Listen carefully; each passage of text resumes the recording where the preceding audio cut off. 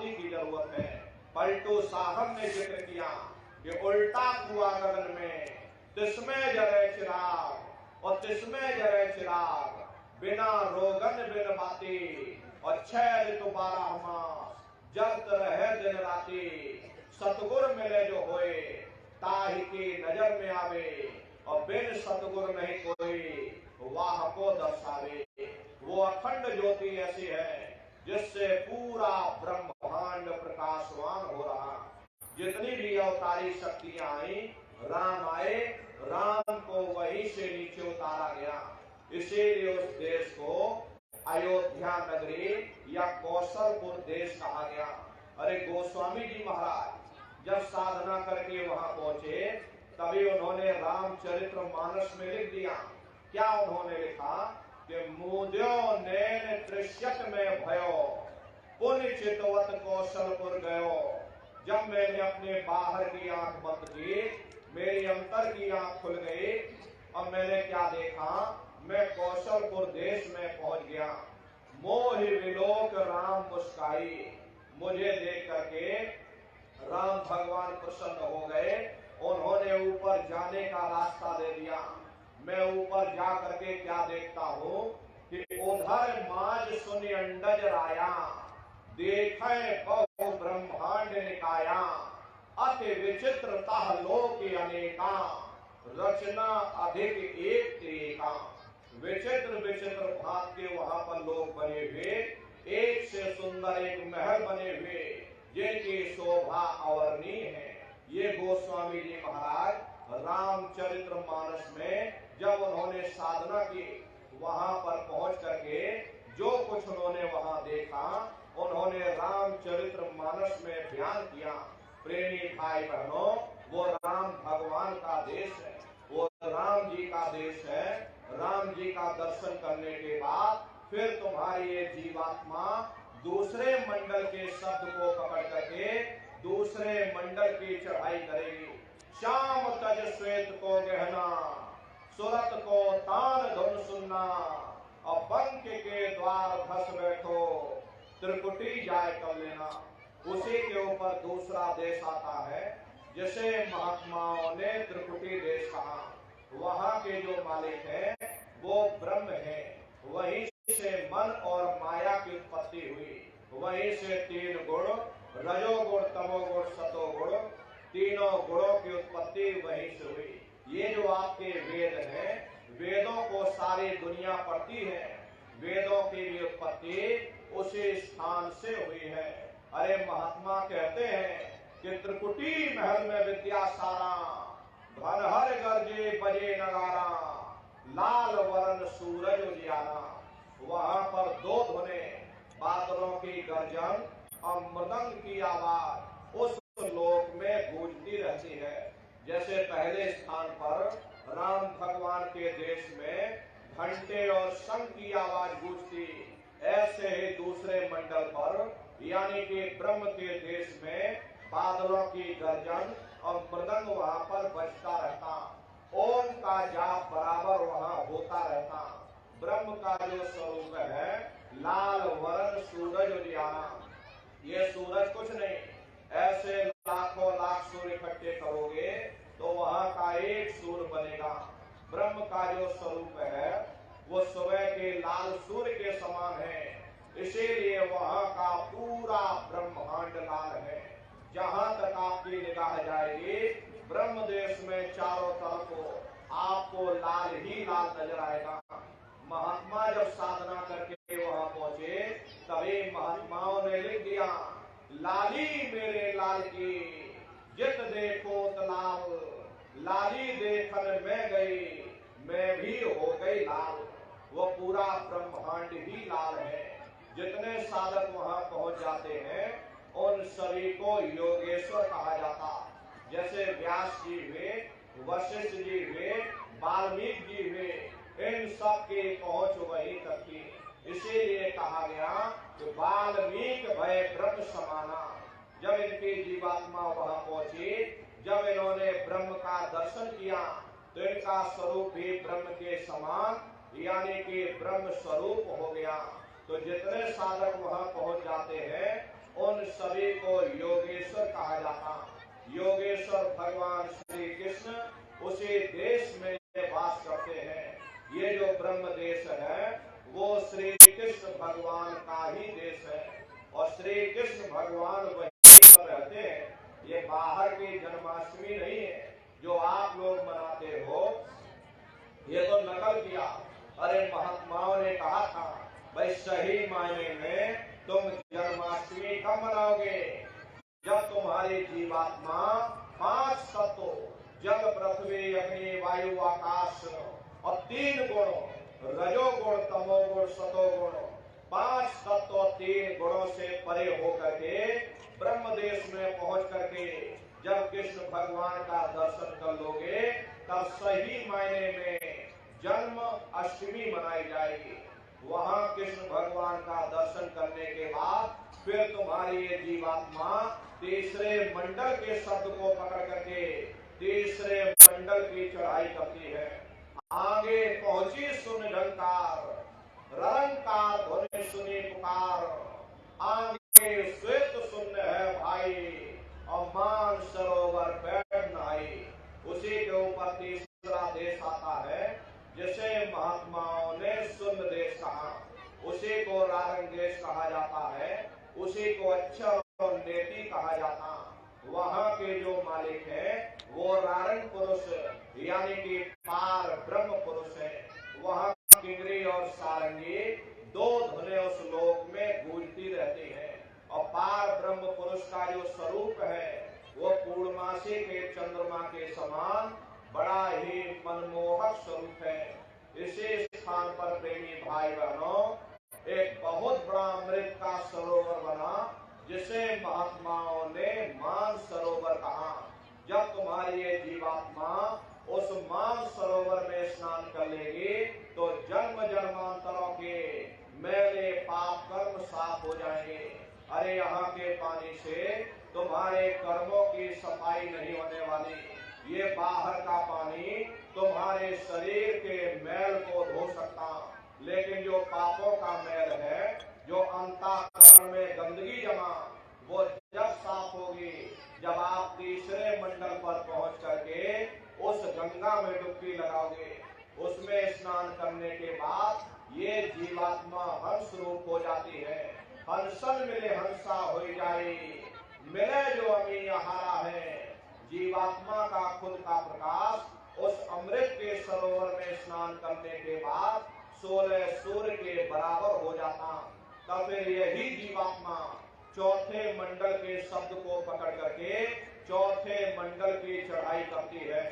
2 पर्वत के संग निहारो, भंवर गुफा से संत पुकारो। 2 पर्वतों को पार करने के बाद वो बड़ा सुंदर देश आता जिसे महात्माओं ने भंवर गुफा कहा। वहाँ के जो मालिक है वो सोहन पुरुष है। वहाँ बंशी यानी मुरली की मधुर ध्वनियां सदा उस लोक में उच्चारण होती रहती। सोहन पुरुष का जो स्वरूप है वो दोपहर के सूर्य के समान महाप्रकाशवान स्वरूप है। स्वरूप में अंतर है। पहले स्थान पर निरंजन भगवान का जो स्वरूप है वो ज्योतिष स्वरूप है। दूसरे स्थान पर ब्रह्म का जो स्वरूप है वो सुबह के लाल सूर्य के समान है। तीसरे स्थान पर पार ब्रह्म का जो स्वरूप है वो पूर्णमासी के चंद्रमा के समान है।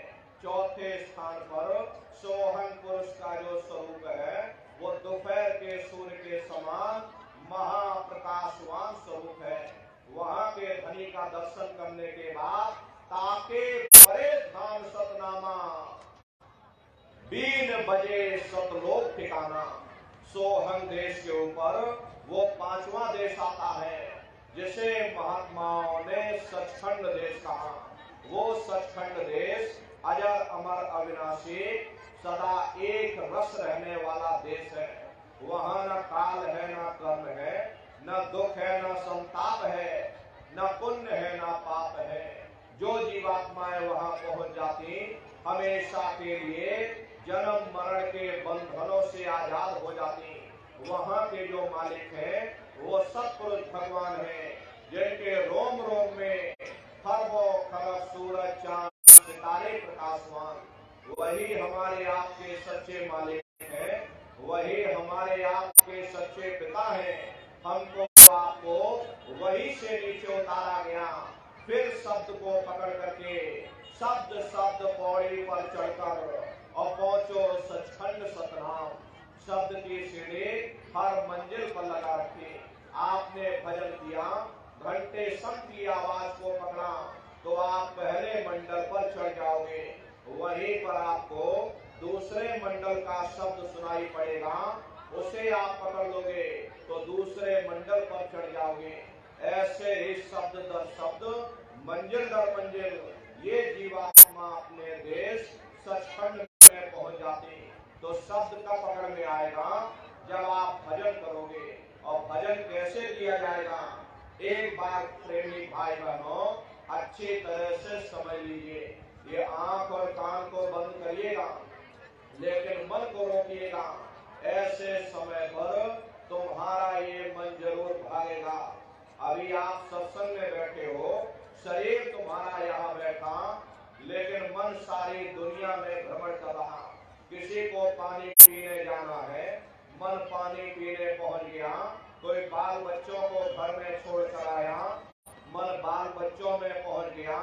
कोई दुकान दफ्तर छोड़ करके आया, मन दुकान दफ्तर में पहुंच गया। कोई खेती बाड़ी छोड़ करके आया, शरीर बेचारा यहाँ बैठा, मन खेत में जुताई कर रहा। तो ऐसे भजन से कोई लाभ नहीं होगा। जिन्होंने मार मंडाला उन्हीं को सूरमा कहना, बड़ा बैरी मन घट में इसी का जीत ना करना। अगर दुनिया में कोई हमारा दुश्मन है, वो केवल हमारा मन है। ये मन रूपी रावण कब मरेगा, जब आप 9 द्वारों पर फतेह हासिल करके 10वें द्वार पर चढ़ जाओगे, तब सही मायने में दशहरा मनाई जाएगी। ये बाहर की दशहरा नहीं है जो लकड़ी का रावण बना देते हो और फूंक फांक करके घर चले आते हैं। कहते भाई हमने रावण मार दिया। अरे महात्माओं ने कहा था भाई सही मायने में तुम दशहरा कब मनाओगे, जब 9 द्वारों पर फतेह हासिल करके तुम यहाँ 10वें द्वार पर चढ़ जाओगे, तब सही मायने में विजयदशमी मनाई जाएगी। तब ये मन रूपी रावण तुम्हारा मरेगा, तब तुम्हारी जीवात्मा, और इसी जीवात्मा को महात्माओं ने राम भी कहा। अरे आपकी धर्म पुस्तकों में लिखा है, एक राम दशरथ का बेटा, एक राम घट घट में लेटा, एक राम का सकल पसारा, एक राम है सबसे न्यारा। एक वो राम है जो अयोध्या के वासी है, और एक राम घट घट में लेके, यानी हमारी आपकी जीवात्मा जो हर एक के अंदर मौजूद है। महात्माओं ने कहा एक वो राम है, और एक राम का सकल पसारा, यानी पहले स्थान के मालिक वो निरंजन भगवान, जिनको दुनिया त्रिलोकी नाम कहते हैं, जिनका ये पूरा पसारा पूरा संसार है।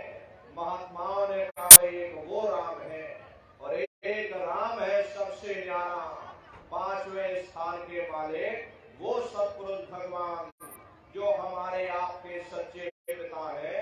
महात्माओं ने कहा भाई एक वो राम है। तो महात्मा तो उस राम की महिमा गाते। मोटी बात आप लोग पकड़िए कि भजन कैसे करोगे। तो आंख और कान को बंद कर लेना, ऊंचा ध्यान दे करके सुनना। सीटी जैसी आवाज सुनाई पड़ेगी, उसे आप पकड़ लेना, सुनते रहना। सुनते सुनते उसी में लीन हो जाओ। जब आप उसमें लीन हो जाओगे तो कुछ समय बाद में दोबारा आपको अनुभव होगा कि कहीं बड़ी दूर से एक महीन आवाज, घंटे और सन की आवाज हमारे कानों में गूंज रही। जब घंटे सन की आवाज आपको सुनाई पड़ने लग जाए, तब आप सीटी की आवाज को छोड़ देना और घंटे सन की आवाज को पकड़ लेना।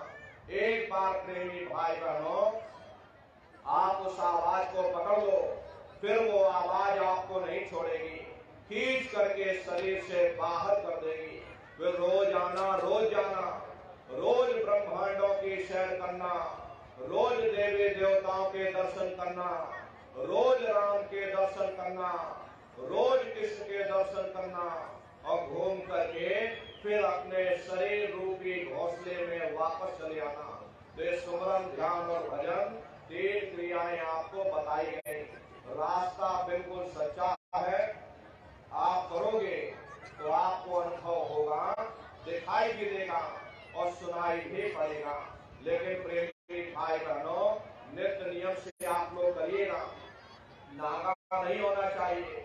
अरे आप शरीर को भोजन देते हो, सुबह दोपहर शाम खाते हो, लेकिन कभी आपने विचार नहीं किया ये जीवात्मा जो जन्म जन्मांतरों से भूखी प्यासी बैठी, कभी आपने इसको भोजन नहीं दिया। अरे इसका भोजन शब्द है, इसका भोजन नाम है। अपना ये नियम बनाइए कि पहले हम अपनी जीवात्मा को भोजन देंगे, फिर अपने शरीर को भोजन देंगे। अगर ये नियम आपका बन गया तो आपका लोक भी बन जाएगा और आपका परलोक भी बन जाएगा।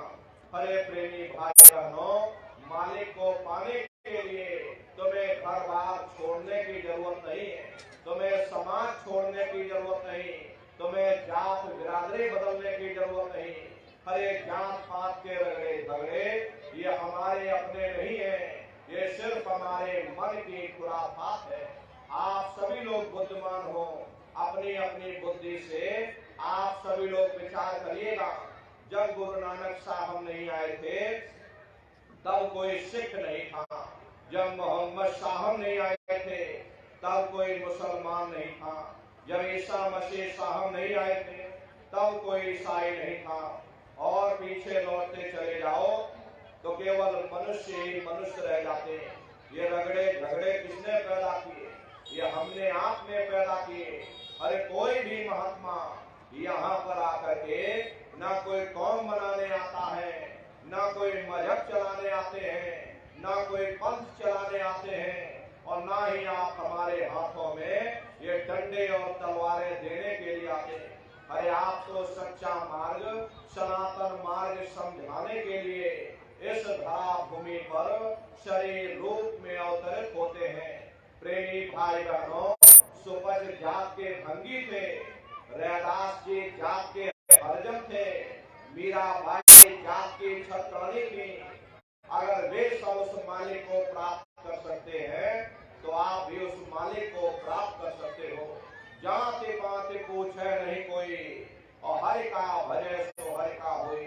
लोग यहाँ जात पात बनाते बनाते मर गए, लेकिन ऐ नारियों, जब तुम्हारी ये जीवात्मा इस मनुष्य रूपी चोले को छोड़ करके ऊपर धर्मराज की कचहरी में पहुंचेगी, वहां न तुमसे ये पूछा जाएगा कि तुम किस जाति के हो, तुम किस कौम के हो, तुम किस मजहब के हो, तुम हिंदू हो या मुसलमान हो, तुम हिंदुस्तान से आए हो या तुम पाकिस्तान से आए हो।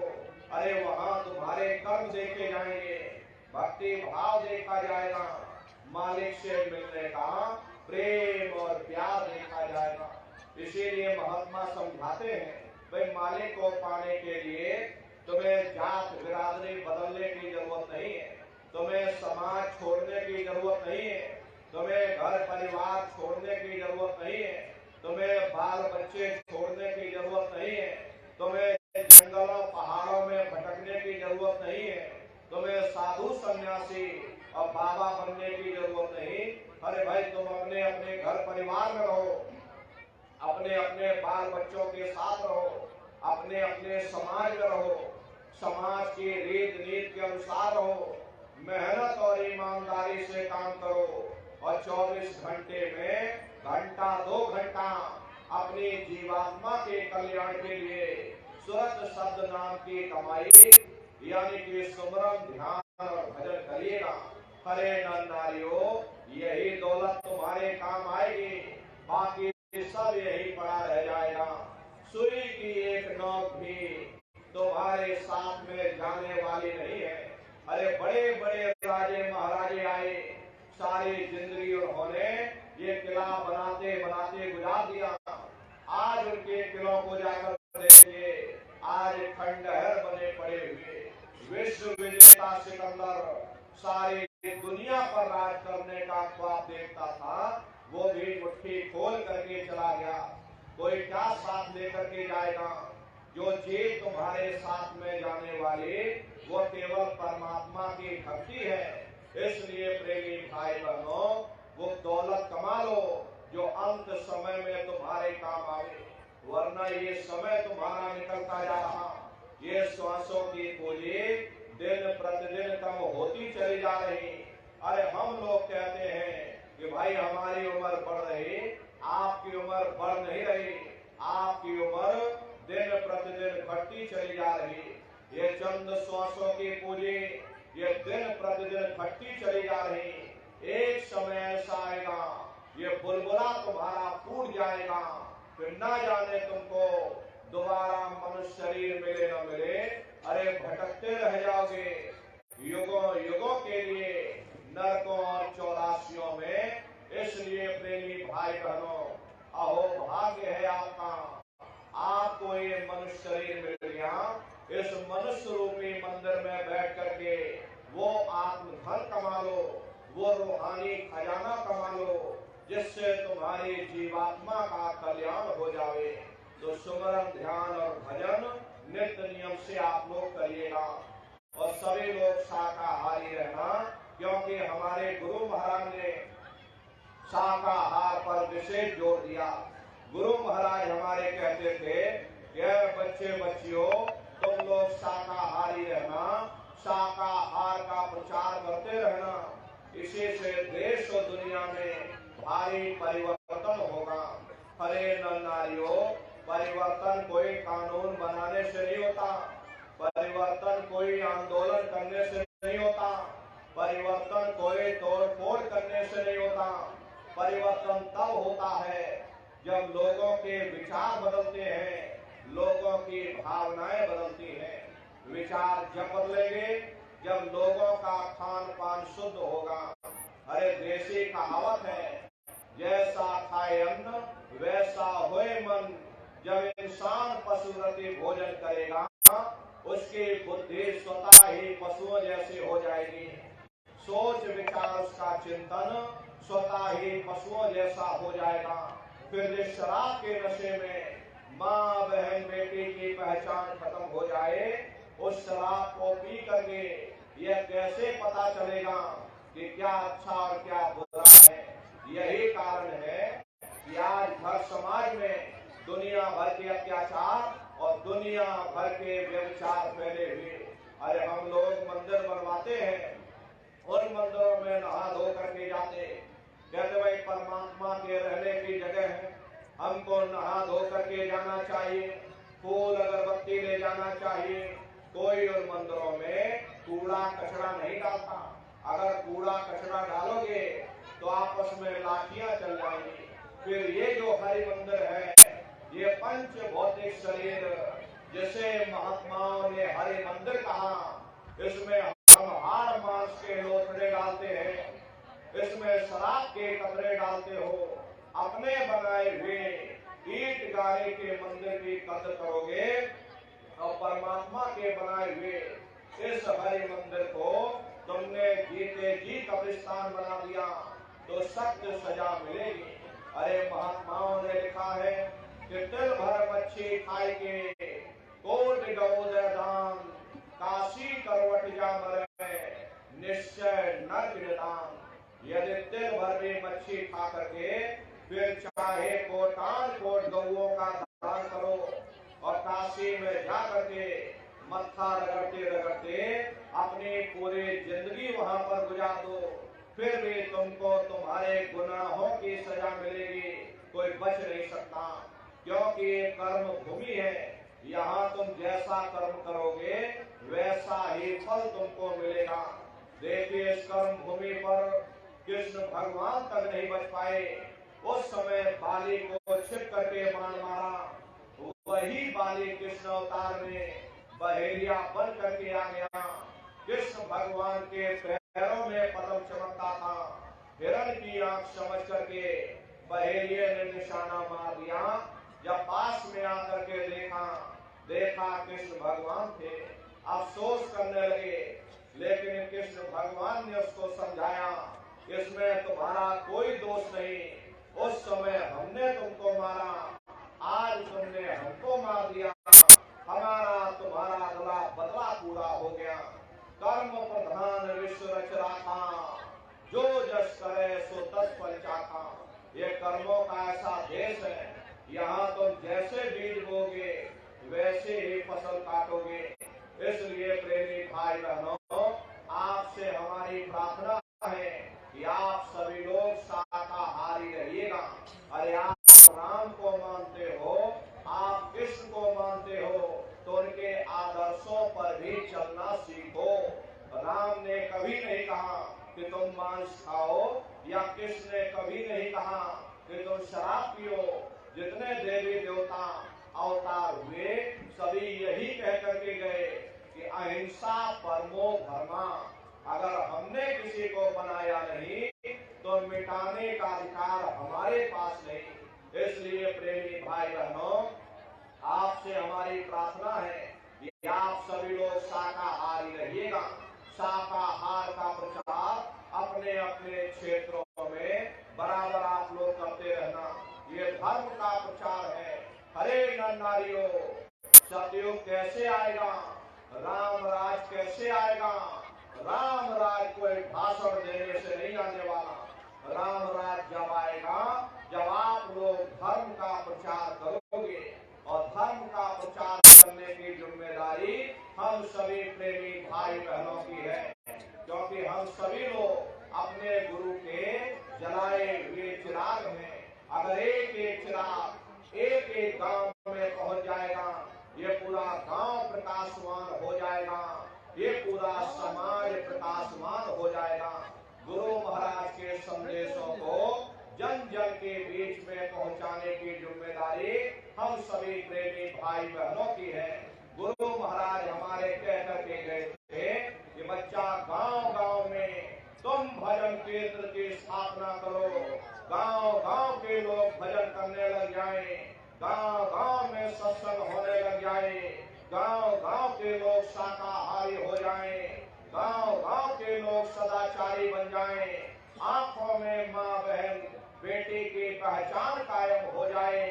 जब हमारा गांव बदल जाएगा, ये पूरा समाज बदल जाएगा, निश्चय ही कलयुग में सतयुग आ जाएगा। इसलिए प्रेमी भाई बहनों, धर्म के प्रचार में आप सभी लोग अपना अपना योगदान दीजिएगा। देखिए, हमारे गुरु महाराज परम संत बाबा जय गुरुदेव जी महाराज ने एक अच्छे समाज के निर्माण के लिए, चरित्रोत्थान के लिए, लोगों को शाकाहारी और सदाचारी बनाने के लिए 116 वर्ष की आयु तक अथक मेहनत और परिश्रम किया।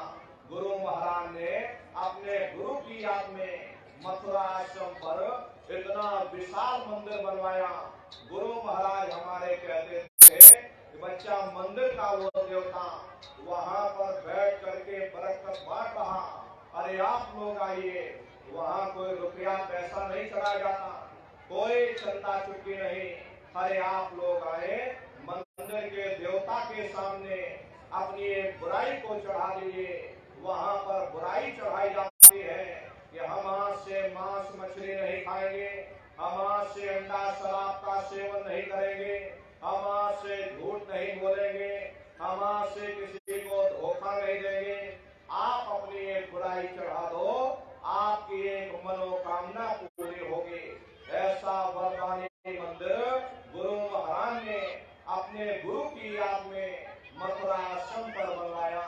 प्रेमी भाई बहनों, मथुरा आश्रम पर देखिए, अभी होली का कार्यक्रम 7, 8, 9 मार्च 3 दिवसीय होली का कार्यक्रम मथुरा आश्रम पर मनाया जाएगा।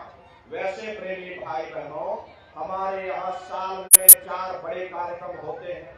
पहला कार्यक्रम ये होली का होता है। दूसरा कार्यक्रम हमारे गुरु महाराज के भंडारे का कार्यक्रम मई के महीने में 17 मई से 21 मई तक होता। तीसरा कार्यक्रम गुरु पूर्णिमा के अवसर पर जुलाई के महीने में होता है।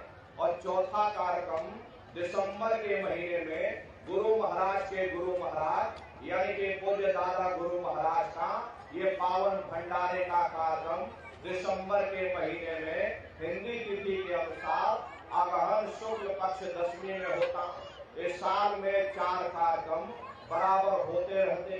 देश के कोने कोने से दसियों लाख की संख्या में सत्संगी प्रेमी भाई बहन मथुरा दरबार में पधारते हैं।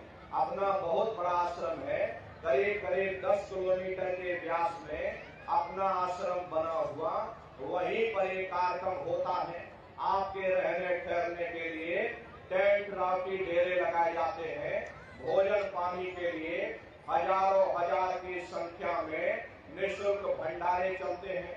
प्रेमी भाई बहनों, आप लोग पधारिएगा। अपने आश्रम पर गुरु महाराज की गौशाला भी है। गुरु महाराज के पास कुल 2 गाय थी। 2 गायों का इतना बड़ा परिवार है कि आज के समय में करीब करीब 3000 गायें हैं और 3000 से ऊपर सांड हैं। गौशाला अलग है, नंदीशाला अलग है। किसी को बाहर नहीं भेजा जाता, क्योंकि गुरु महाराज कह करके गए थे कि बच्चा इनको यही रखना, चाहे गाय हो चाहे बैल हो, इनको यही रखना, यही सेवा पानी करना। अगर बाहर भेज दोगे लोग मार देंगे, काट देंगे।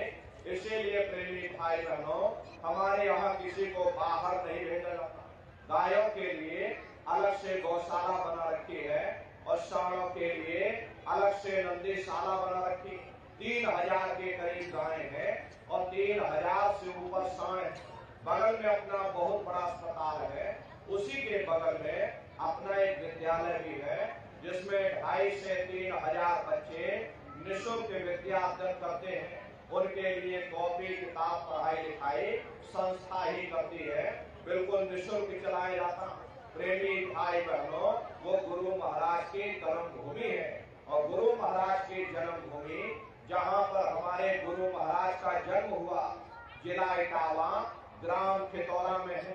जैसा भव्य मंदिर मथुरा दरबार में बना हुआ, उसी तरह से भव्य मंदिर गुरु महाराज की जन्मभूमि पर यानी कि खितौरा धाम में बन करके तैयार हो चुका। 10 साल लग गए, लेकिन धीरे धीरे ये सेवा चलती रही और आज गुरु महाराज की दया कृपा से ही गुरु महाराज की जन्मभूमि पर भी भव्य मंदिर बन करके तैयार हो चुका। ये जो आप पोस्टर देख रहे हैं, ये गुरु महाराज की जन्मभूमि का मंदिर है। ये जो पोस्टर है, ये गुरु महाराज की कर्म भूमि यानी कि मथुरा दरबार का मंदिर है। प्रेमी भाई बहनों, ताजमहल इसके सामने कुछ नहीं। ऐसे 2-3 ताजमहल खड़े कर दोगे, एक भव्य मंदिर दिखाई पड़ेगा, पूरा मार्बल से बना हुआ। गुरु महाराज की जन्मभूमि पर भी अपना बहुत बड़ा आश्रम बना। जब भी आपको मौका मिले, गुरु महाराज की जन्मभूमि और गुरु महाराज की कर्म भूमि का दर्शन दीदार लाभ प्राप्त करिएगा। देखिए, अभी होली का कार्यक्रम 7, 8, 9 मार्च 3 दिवसीय होली का कार्यक्रम मथुरा आश्रम पर मनाया जाएगा। आप सभी लोग पधारिएगा और अपने अपने बच्चों को भी बराबर आप सभी लोग सत्संग में ले जाते रहिएगा। हम लोग ये गलती कर देते हैं कि हम लोग ये सोचने लगते हैं, अरे बच्चों को क्या करेंगे ले जाकर, ये बच्चे छोटे हैं, इनको घर में रहने दो, इनको पढ़ाई लिखाई करने दो, अभी इनकी पढ़ाई लिखाई की उम्र है, ये सत्संग सुनना, ये भजन पूजा पाठ करना, ये तो हम लोगों का काम है, इन बच्चों को पढ़ाई लिखाई करने दो। यहीं पर हम आप धोखा खा जाते। प्रेमी भाई बहनों, पढ़ाई लिखाई जरूरी है। हम ये बात मानते हैं कि आज के भौतिक युग में शिक्षा भी बहुत जरूरी है।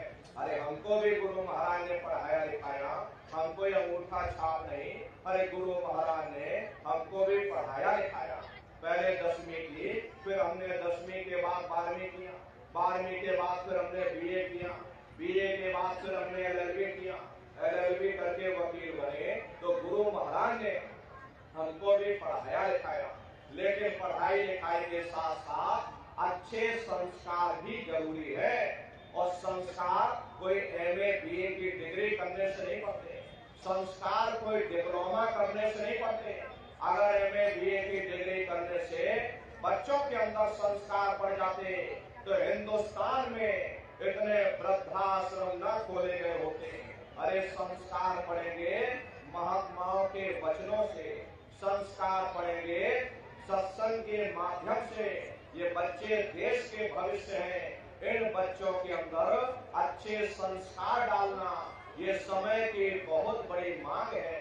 इसलिए प्रेमी भाई बहनों, अपने अपने बच्चों पर विशेष आप लोग ध्यान दीजिएगा।